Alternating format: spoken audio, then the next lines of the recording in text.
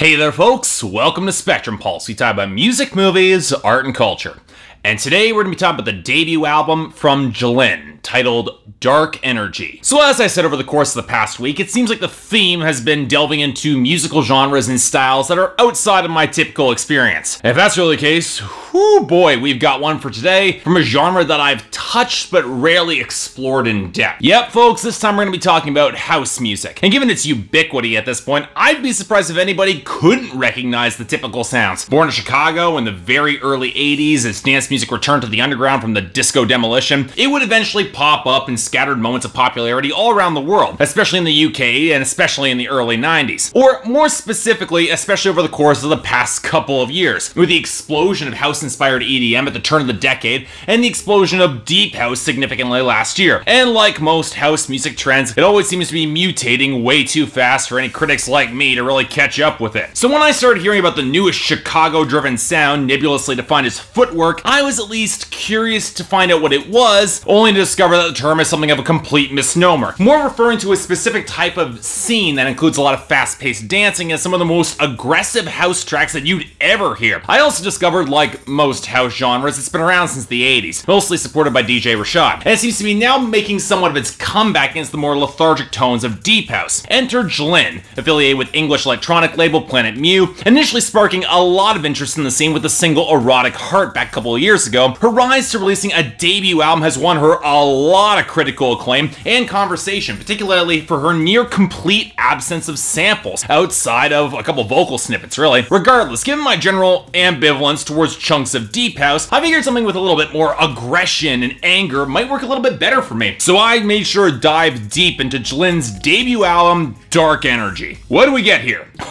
Well, we sure as hell got something unique, that's for damn sure. And it's also one of the harder albums for me to really put my finger on from this year, because Jlin's fusion of eclectic percussion, off-kilter and ominous melodies, and judiciously sliced vocal snippets have led to an album that will be unlike most that you will hear this year. And yet the more I endeavored to peel through it, the more I found myself wishing it hit just a little bit harder than it really does for me. It does deliver some terrifyingly potent electronica songs, but there are some other points it just doesn't connect with me in the same visceral way. In other words, it's definitely a damn good album that you should all be checking out, but I'm not quite sure it's gonna be a great one, at least for me. So to explain all that, let me try to explain what Jlin does that feels so unique in house music. As I said, the samples that she uses are mainly vocals, and nearly always they're intended to make the audience feel off-kilter and unsettled, or fill up the melody line from the operatic vocals of Black Ballet to the howled screams of Guantanamo. Samples from The Ring chopped to recontextualize them damn near perfectly. Love that song. It's all intended to draw together an atmosphere of tension, an anxious thrill punctuated by bass lines that flow together just effortlessly, relentlessly beat like anxious heartbeats, or rumble deep in the background like thunder or stifled explosions. And to accentuate it further are the synth lines, which for me are easily some of the highlights of this album. They're not precisely melodic, as the progressions they just oscillate and intensify, but they manage to maintain an impressively memorable flow and progression, mostly thanks to Jlin's impressive control of the mix's density and size. Her production is fantastic here. The use of reverb is very tasteful in order to accentuate the layers in depth, not to strip away texture as it often does, and she knows how to modulate the mix's depth in order to highlight both intimacy on some songs or a heavier, more richer size, density in moments of skeletal minimalism. And to draw it all together is the percussion, excellently layered and varied, from very crisp hi-hats to thicker hand claps and stomps to African-inspired drums with a ton of texture that you don't typically hear in this genre. And one of the biggest unsung strengths of this album will be its flow and modulation. For a record that holds together such a very tight, rigid, tense atmosphere, nail-biting escalation even in its subtler moments, keeping that flow, keeping it interesting is paramount. Much of this comes through in superb mix balance and fragments of some spacier effects that Jlin uses to smooth over some of her transitions, either across the synth tones or even time signatures which she switches up. And with the tones this dark, from the creepy symphonic swell of Black Ballet to the insularity of Erotic Heat, less sensual romance and more just a glimpse into somebody experiencing a very private fantasy, from the killer synth line of Infrared Bagua that breaks into this great layered groove to the wobbling yet incredibly tight line of Expand with the only collaboration being Holly Herndon that feeds into this seething, tangled mass of sound, punctuated by vocal samples highlighting expansion and exhibition. It's a reveal that might bring more horror than wonder. Hell, it's highlighted again on the object-reminiscent closer Abnormal Restrictions, nor the abrasive, whirring lines they sputter and start again as this shrill, haughty vocal sample tries to vehemently denounce it. And of course, there was Guantanamo, easily the strongest track on this record with its industrial screws, distant echoes of bass, and vocal samples that allow the imagination to fill up the blank spaces of what's not being shown between the screams. Now, all that being said, for as much as I like all this, there are a few moments that don't quite stick the landing quite as well. The deep vocal timbre or the Mortal Kombat samples, they might fit the very confrontational atmosphere of the album, but almost paradoxically, it lightens the tones because for all of the graphic violence, I can't remotely take Mortal Kombat seriously. A more egregious problem here, though, is the usage of chopped and pitch-shifted vocals in order to drive some of the melodies. For as much as Jlin doesn't really sample much, as she proves plenty capable of crafting her own very rich compositions that I do like, there are a few tracks that don't quite have the same intensity and impact. Now, I get the purpose of Mansa Musa as a mid-album breather with a fuller mix, the hints of sleigh bells, and the rhythm shifts, but it did underwhelm me a little bit, just saying. The larger issues come on Unknown Tongues, and especially So High. Now, sure, the percussion does have a lot of variants here, but they're easily the thinnest and least developed tracks on the album, and they could have afforded to expand and evolve just a little bit more over the courses of the songs. As they are, they're not bad, but they're not great either. But since there are so many vocal snippets on this album, is there some sort of lyrical theme that could be extrapolated here? Well, okay, if I'm being honest, anything here would be a serious stretch, as with most electronic albums, but between some of the percussion choices and the track titles, there's a distinctive black African feel and energy to this album, and it's telling that there's a very combative side to this record, a coiled anger that feeds both inwards and outwards, perpetuated by a twisted system illustrated on tracks like Guantanamo and Abnormal Restrictions. That's that moment of respite on Mansa Musa makes a certain amount of sense the more you think about it. The name of the Malian king who was once one of the richest men in the world, a moment when Africa was prosperous, one of the richest continents in the world. But even the precious few moments of beauty on this album, of those quiet moments, they're faint, faded glories, ancient history that are set to evolve and expand and mutate into something new. And where the tension arises on this record is that what that new form might be. It's not like the whispered "leave me alone" on Guantanamo has ever been obeyed, and what it might mean for a white community that doesn't remotely understand the implications of what that evolution might mean for them.